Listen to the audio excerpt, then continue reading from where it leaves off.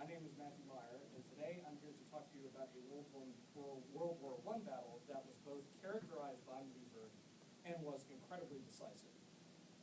Or was it so decisive?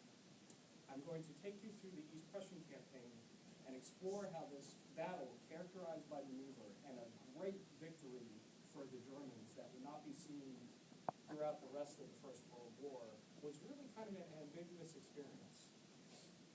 So, first, a little bit of background information. This is the nightmare scenario that Germany had been afraid of since their unification after the 1871 Franco-Prussian War. As you can see, this is a very simple map, but I like it because it illustrates the situation very well. The great fear was that Russia and France would form an alliance against the Germans, pinning them in the middle and forcing them to fight an essentially unwinnable two-front war. Now, Otto von Bismarck, thanks to some very careful and brilliant foreign policy, was able to prevent that from happening. However, in the decades leading up to World War I, a badly mismanaged foreign policy by the German government had caused the delicate web of foreign relations established by Bismarck to collapse.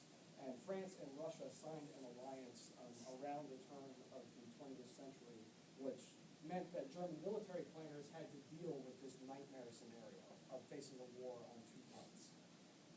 They did, in fact, attempt to deal with it through the now infamous Schlieffen Plan, which was really a brilliant stroke of genius, which called for the bulk of the German army to concentrate against France, rapidly defeat them, while a small holding force defended East Prussia and the German heartland from the Russians, who they expected to be slow to mobilize due to poor Russian logistics and the sheer size of the Russian army.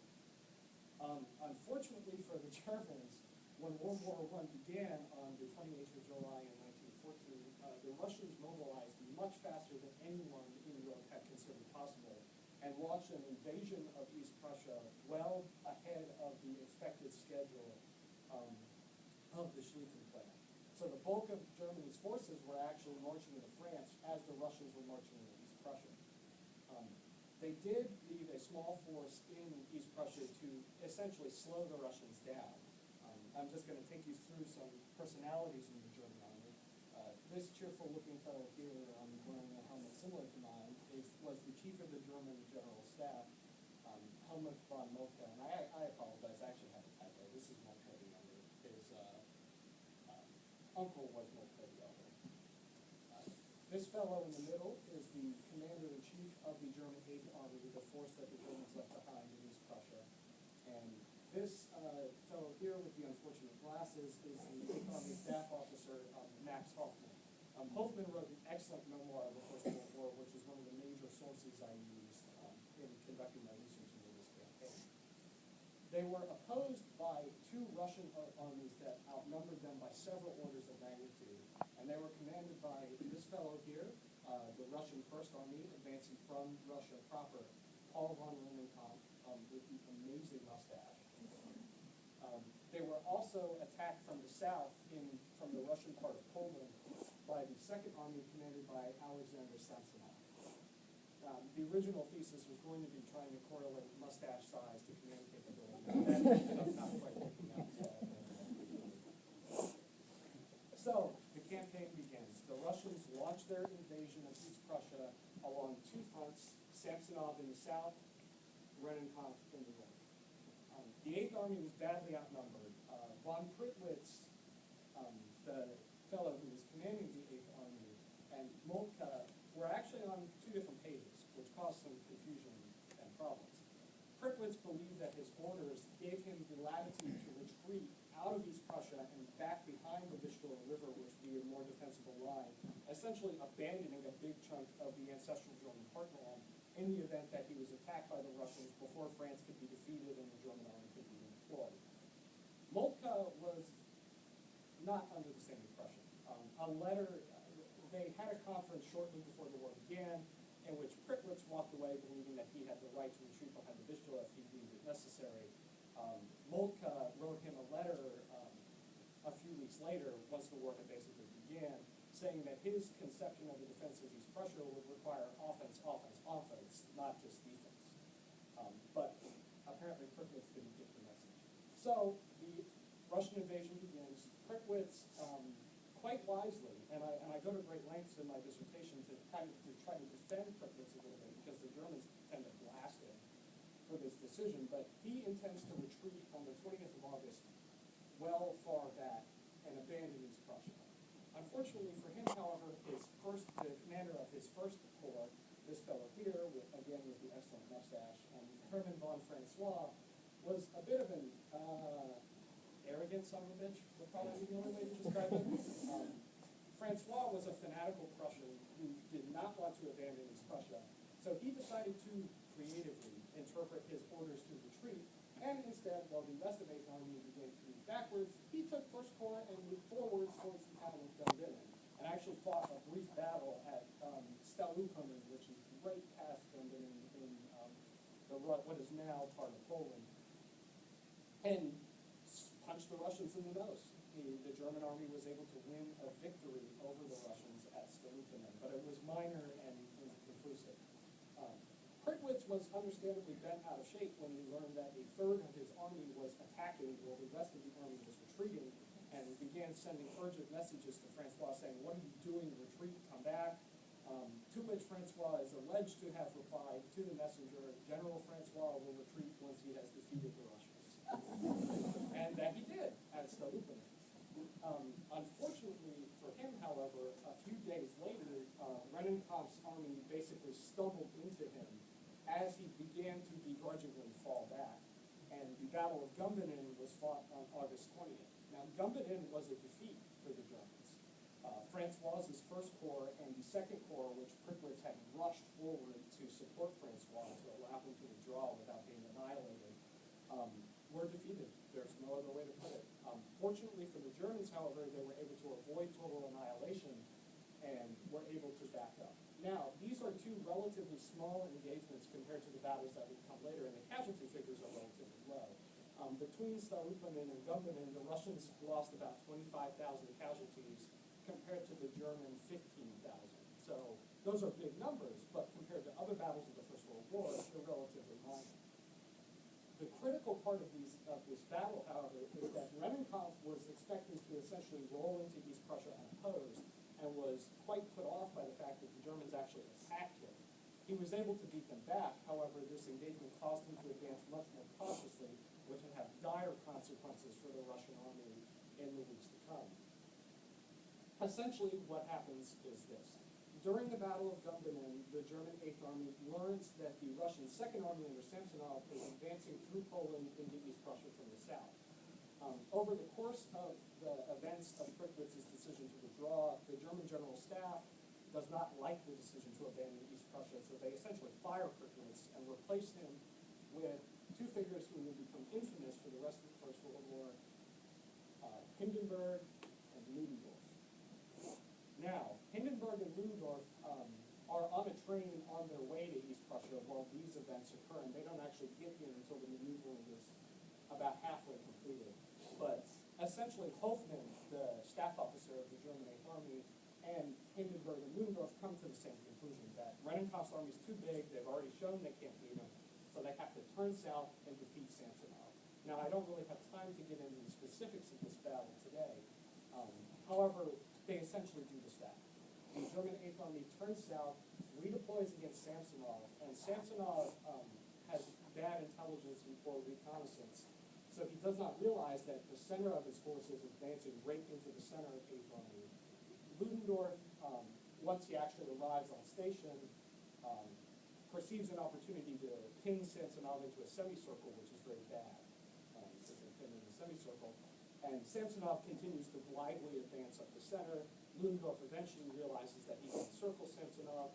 He does that. Samsonov's army is surrounded. Samsonov shoots himself, and the Russians suffer 170,000 casualties at the Battle of Tannenberg, about half of which are taken prisoner.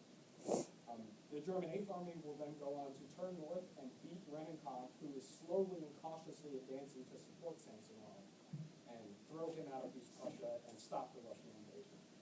So, what does all this mean? The Germans fought a decisive battle of maneuvering in East Prussia. However, they did not end the war on the Eastern Front.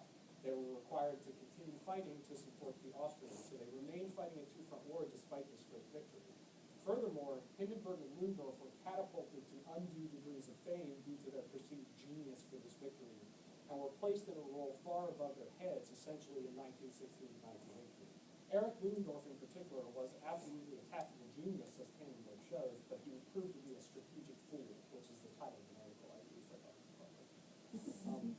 So in conclusion, the Battle of Tannenberg was a great victory for the Germans. However, it would prove to be an ambiguous victory in the long run, as they won this grand, decisive tactical battle, but did not gain any strategic advantage from it. Thank you.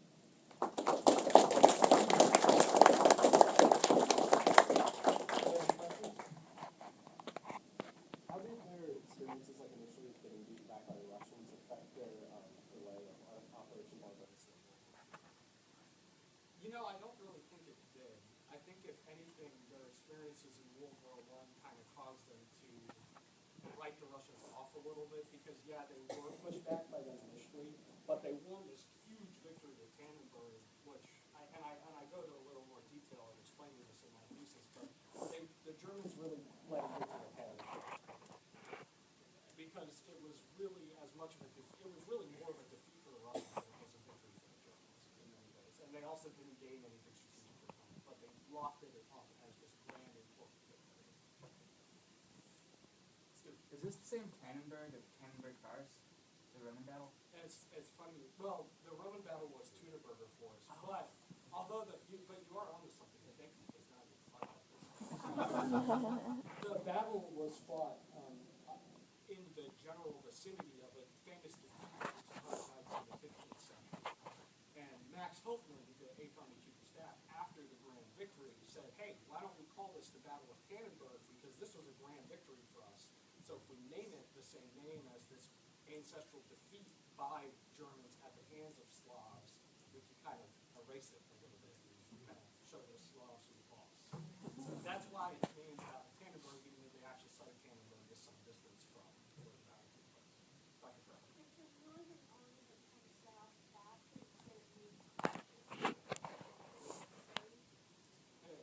I believe it absolutely could have. Had Rennenkopf advanced with a little bit more vigor, there's no way the Germans would have embarked on the risky proposition of trying to encircle an army that was actually larger than theirs. Because that's the key to Francois' action. that is the key to Francois' action, because he did force Rennenkopf to be a little more cautious. There's a lot of kind of lousy literature that bashes the Russians to the point where, as Dennis Showalter mentions in his book, that people think that they were trying to lose, but they really weren't. But Rennenkopf's decision to advance cautiously is understandable, because he was hit in the face way earlier than he expected. So he thought, maybe the bulk of the German army is in Prussia, I should be cautious. But yeah, had he been a little better with his reconnaissance and advanced a little faster, he could have intercepted the army, and the war probably ended because they didn't know he work with him. There would have been nothing stopping him. Anybody else? Dr. Blakemore. Just a quick question.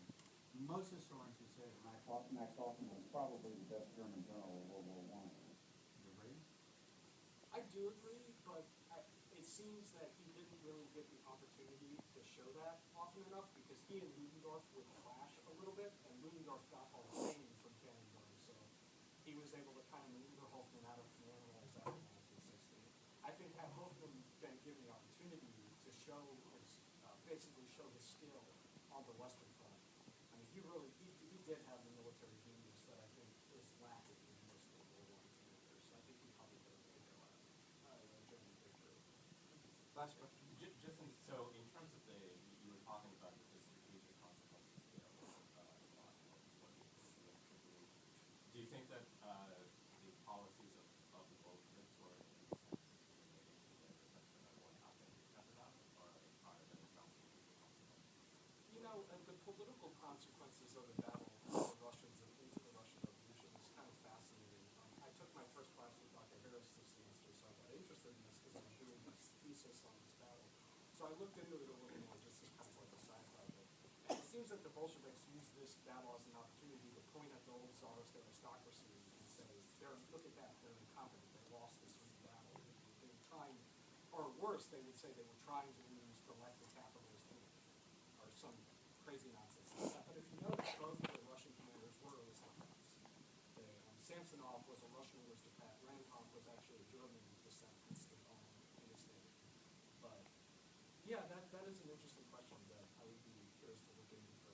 definitely are